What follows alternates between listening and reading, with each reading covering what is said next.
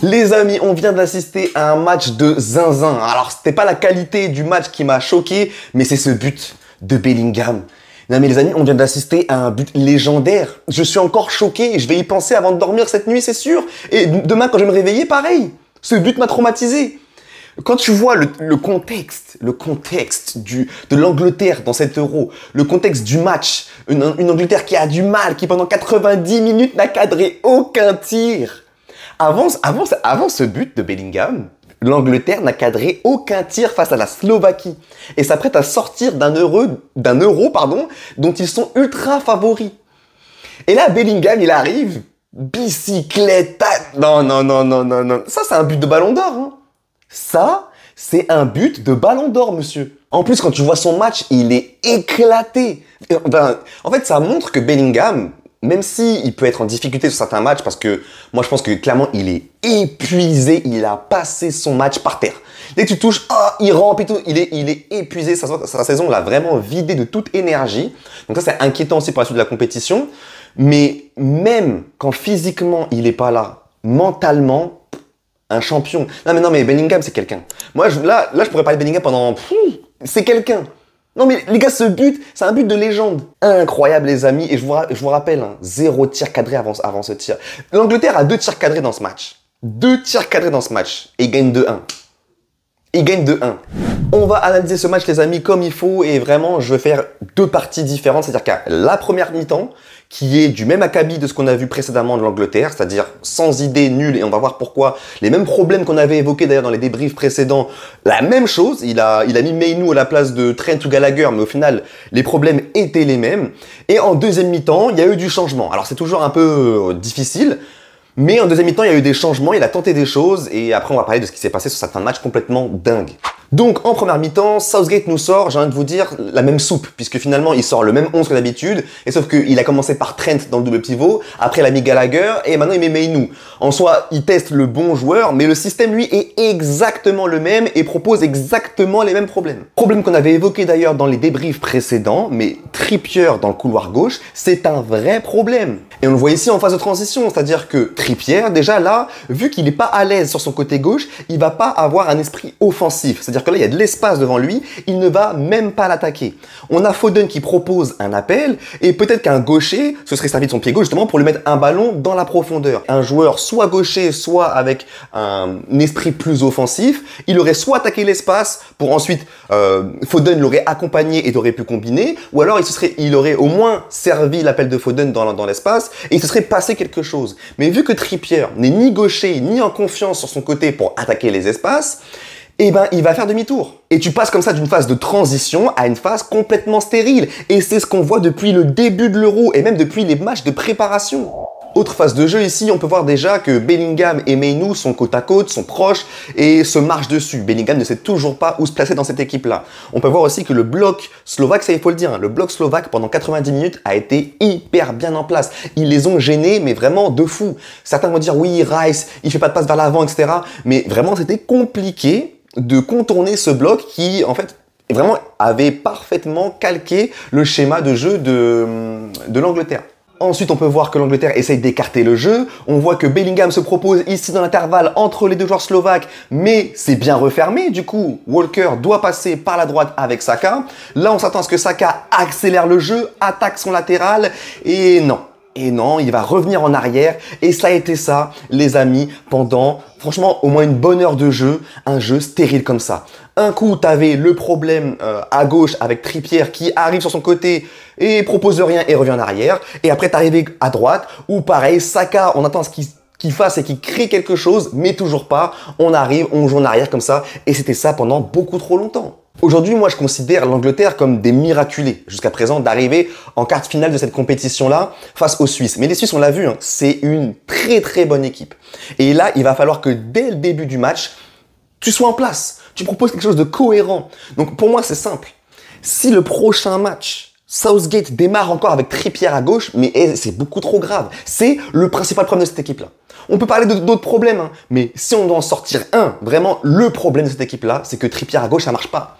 Ça marche pas du tout. Et dites-vous, Ce que je vous dis, c'est pas des bêtises, parce que regardez l'action la plus dangereuse de l'Angleterre avant le but de Bellingham, c'est quoi? Ben, c'est le but qu'ils ont mis hors jeu. Le but hors jeu. Et il vient d'où ce but? Il vient de quoi? Il vient d'un centre pied gauche de Trippier pour Foden. Et oui, quand Trippier se décide enfin à utiliser son pied gauche, et donc à jouer en première intention et se servir des appels qui se font dans la surface, et ben il y a but. Si Trippier avait fait un crochet, encore une fois, pour aller sur son pied droit, ben déjà peut-être que Foden, son appel aurait été mort, il aurait été couvert et tout, etc.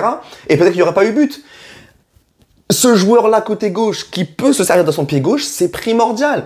Et d'ailleurs, on peut voir que dans ce match-là, quand Southgate nous propose des changements, d'ailleurs je trouve que ces changements en match n'ont pas été dégueulasses du tout, et ben on peut voir que la première chose qu'il a faite, c'est passer du coup notre ami Saka à gauche. Et ça on l'avait dit dans le débrief précédent les amis.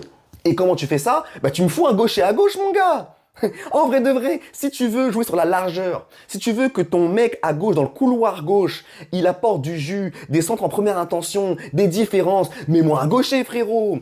Donc personnellement, je maintiens que le 3-2-4-1 avec un gaucher à gauche, c'est la solution pour cette équipe de l'Euro. Et c'est ce que je veux voir contre la Suisse. Pour moi, vraiment, c'est primordial. Et on l'a vu dans ce match-là aussi, vu que Saka, après, il a fini piston droit, il a joué un peu partout. Mais on a vu que dans ce match-là, je suis désolé, Saka a été meilleur défensivement qu'offensivement. Donc en vérité, le poste vraiment de Trippier, il peut totalement l'occuper. On a vu qu'il peut faire ce repli défensif là, parce que il est formé latéral gauche, hein, Saka. Il est capable de jouer à ce poste-là. C'est la réponse. Comme ça, tu mets Palmer à droite, qui encore une fois, Palmer est rentré, a été satisfaisant. Mais pour moi, c'est vraiment la réponse. Et j'espère que, pas seulement Southgate, mais le staff de Southgate. À un moment donné, il y a plein de mecs derrière. Il faut qu'ils voient ça. Les amis, on va passer aux notes maintenant, mais juste avant, je tenais à vous annoncer que je vais lancer en tout cas, un jeu concours, là c'est imminent, sur les réseaux sociaux, pour vous faire gagner les amis. Ceux qui l'ont vu dans le coin depuis le début de la vidéo, peut-être ils disaient, c'est quoi ça? Eh ben regardez les amis, c'est une figurine de Chelsea, c'est avec un partenaire qui fait ça, alors... Il fait d'autres équipes que Chelsea, évidemment. Vous pouvez tous participer. C'est une qualité de zinzin. Il y aura la vidéo sur les réseaux, je vais inonder ça, donc vous pourrez aller voir ça. Et je vous mettrai en fin de vidéo le petit trailer aussi que j'ai fait pour présenter un peu le jeu et les produits du coup que propose le partenaire. C'est vraiment de la bombe. Il y aura un jeu sur Twitter, un jeu sur Instagram et un jeu sur YouTube pour les membres. Alors c'est uniquement pour les membres, donc vous êtes libres les amis de rejoindre la communauté de membres sur YouTube les amis. C'est mon moyen aussi pour vous de vous remercier de financer cette chaîne. C'est grâce à vous qu'on progresse. Quelque part, c'est grâce à vous aussi qu'on a financé ce décor. Donc vraiment, c'est aussi mon moyen pour vous de vous remercier. Mais pour que tout le monde puisse participer, c'est dispo sur Twitter et sur Instagram. Allez, on est parti pour les notes les amis avec Pickford qui a un 6. Il a été rassurant. Finalement, ce Pickford, alors moi, il me rassure pas d'ordre général. Hein. J'ai toujours un peu peur quand il a le ballon dans les pieds. Il est bizarre. Je trouve qu'il est bizarre ce gardien. Mais en vrai de vrai, dans ses sorties aériennes en fin de match, il a été hyper rassurant pour sa défense. Donc ça mérite un 6 pour moi. La charnière Gay Stones, c'est pas le meilleur match de cette charnière, clairement. Heureusement que finalement, le dénouement du match a été positif pour l'Angleterre parce que si ça s'est arrêté après 90 minutes sur une défaite de l'Angleterre, je pense que les Gay avaient 4 et Stones avaient 3,5. Les prolongations et la suite du match ont fait que voilà, j'ai un peu augmenté leur note. Mais sinon, c'était pas fou même sur le but. Je trouve qu'ils ont été un peu coupables. On a Gay qui se fait mal d'ailleurs sur l'action. On peut voir qu'après le but, il va se tenir le bras. Et pendant le but, on voit qu'en effet, il ralentit. Il est un peu à l'ouest. Et je trouve que la défense n'a pas vraiment été top sur ce but-là. Et sur d'autres occasions pendant le match. Ensuite, Walker, que j'ai vraiment pas trouvé ouf pendant 1 heure de jeu. Après 120 minutes, finalement, c'est pas si dégueulasse que ça, mais quand même, je ne mets pas la moyenne. Pour moi, sur les 90 premières minutes, là où vraiment, pour moi, ça compte et là où tu dois être bon, je l'ai trouvé trop moyen, vraiment trop moyen, mais vraiment à l'image de toute la défense de l'Angleterre pendant ce match-là. C'était pas rassurant du tout. Trippier aussi, à qui je mets pas la moyenne, lui, c'est moins sa faute, parce que comme j'ai dit, il est trop mal utilisé, il apporte rien offensivement, mais bon, voilà. Après, il peut faire plus, il peut toujours faire plus, mais je peux comprendre aussi qu'il soit pas à l'aise par rapport à ça. Mainoo, finalement, quand on voit Trent, quand on voit Gallagher et quand on voit Mainoo, dans ce setup-là de l'Angleterre, peut-être que Mainoo est la meilleure solution, finalement, dans cet Euro. Il fait vraiment un bon match. 5,5 pour lui, c'est moyen plus, mais bon, t'as vu, le match de l'Angleterre était vraiment poussif, de façon générale, à cause de l'animation générale, mais malgré tout, Mainoo a réussi à faire un match correct, vraiment plus que correct. Donc 5,5 pour lui, 5 pour Rice, qui a eu beaucoup de mal à ressortir le ballon, très bien pressé par les Slovaques, mais malgré tout, il y a aussi une frappe sur le poteau. Donc la moyenne pour lui. Bellingham qui fait un match exécrable. Comme je vous l'ai dit en tout début de vidéo, ça se voit qu'il pour moi il est crevé. En fait moi c'est ma perception quand je le vois jouer, je dis sa saison l'a eu. Sa saison l'a cuit complètement. Il a joué beaucoup de minutes avec le Real Madrid. Il est allé au bout de quasiment toutes les compétitions. Il arrive, il doit enchaîner et tout. Pour moi il est cuit. Pour moi il est cuit. Dès qu'il touche, il tombe et tout. C'est pas le Bellingham du Real ça en vérité. Il est vraiment par terre H24. Tu vois ce que je veux dire? Malgré tout, il sort un but de légende. Il sort un but de légende, donc pour moi, il passe de 4 à 6. Normalement, pour moi, le but, c'est plus 1. Là, c'est un but qui vaut plus 2. Forcément, c'est logique, je pense que vous me comprendrez là-dessus. Donc, malgré son match qui vaut 4, voire 3,5, son match, eh ben, son but fait que, mec, désolé, mais grâce à lui, l'Angleterre est qualifiée à un moment donné. À un moment donné, faut dire les choses. Saka, qui pour moi, fait un match, donc, défensivement, meilleur que offensivement. En soi, c'est un problème. Donc, pour moi, son match offensif, on va dire que c'est un 4. Et son match défensif, on va dire que c'est un 6. Donc, tu fais la moyenne des deux, ça donne un 5 pour moi. Foden qui a essayé, c'est un 5 aussi pour moi. Il mérite la moyenne, pas forcément plus. Et Palmer qui, Kane, pardon. Kane, depuis le début de l'Euro, pour moi, c'est une des plus grosses fraudes. Parce que lui, vraiment, quand il joue, il donne l'impression de ne pas avoir envie. Aujourd'hui, il a fait un vrai match. Il a fait un vrai match, pas un match incroyable, mais il a fait un vrai match. Non seulement il marque, mais en plus, voilà, il s'est plus proposé, il courait plus, il était plus dans l'envie, dans l'activité et tout. Parce que depuis le début de l'Euro, désolé, mais vraiment, on dirait un constipé. Donc là, vraiment, ça m'a fait plaisir de revoir Kane à son niveau, on va dire, en tout cas décisif. Et au niveau des entrants, je vais en noter 3. Toney, qui fait une assist. C'est Ivan Toney qui fait une très belle tête, vraiment dans la bonne zone pour que Kane, du coup, finisse et pour le 2-1. Hyper intelligente cette assist. Eze et Palmer qui font des bonnes entrées. Autant offensivement et défensivement, ils se sont battus. Palmer a eu l'occasion de faire mieux, je pense. Il y a 2-3 occasions qu'il aurait pu mieux négocier et avoir peut-être un 6, voire un 6,5.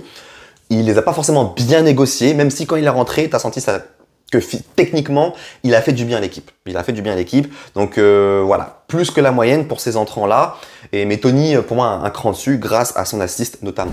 Voilà les amis, hein, l'Angleterre continue. Je n'y croyais pas. Je vous dis honnêtement, je vais récompenser ceux qui sont encore là dans le débrief. Je vous envoie la miniature que j'avais préparée avant le but de Bellingham. Vraiment, c'était prêt, c'était tout chaud, ça sortait du four. Juste avant le but de Bellingham, la miniature, c'était ça. Non mais pour vous dire à quel point j'étais prêt, mais je garde ça au chaud, on ne sait jamais parce que la Suisse, ça joue très bien les amis. Donc on se retrouve pour un nouveau débrief de l'Euro, pour Angleterre-Suisse les amis. Et tout de suite, je vous balance le trailer pour le jeu concours et gagner les figurines avec le partenaire. A très bientôt sur FrenchPL, ciao.